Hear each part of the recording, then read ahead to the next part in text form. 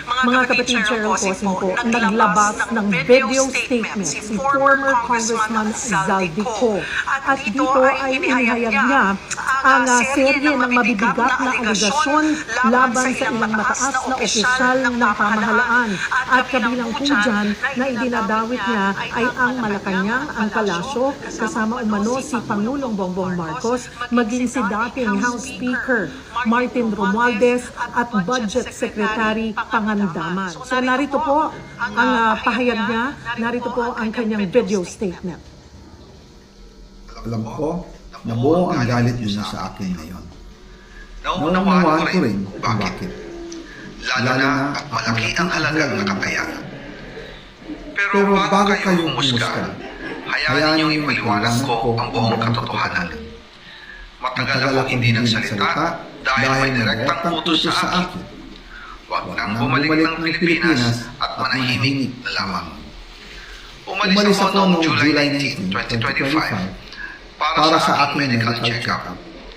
Nakaplano bumalik pagkatapos ng SONA ni Pangulong. Pero habang papauwi na ako, tinawagan ako ni dating Speaker Martin Romualdez at sinabihan, "Stay out of the country. You will be well taken care of as instructed by the President." Noon naniniwala pa ako sa kanila, kaya hindi ako bumalik. Tumikom ang aking bibig, sumunod ako, pero hindi ko alam, ang ibig pala nilang sabihin sa aalagaan ka namin ay gagamitin ako bilang panakibutas sa kanilang kampanya laban sa korupsyon. Ginawa nila akong poster boy ng kanilang sariling kasinungalingan. Ngayon, hindi na ako mananahimik, ilalabas ko ang lahat ng katotohanan. May resibo, may ebidensya, at may pangalan. Nagsimula ito nung tumawag si Sekmina, Pangandaman sa akin, nung nag-umpisa ang background process last year, 2024.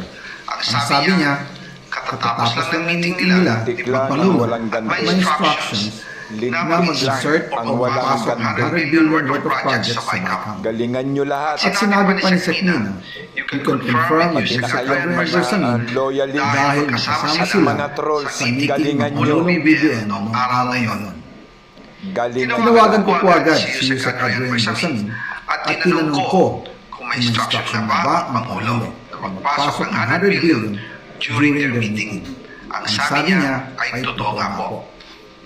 Right after our conversation, tinawagan ko po si dating Speaker Martin Romualdez at nireport ko ang instructions ng Presidente to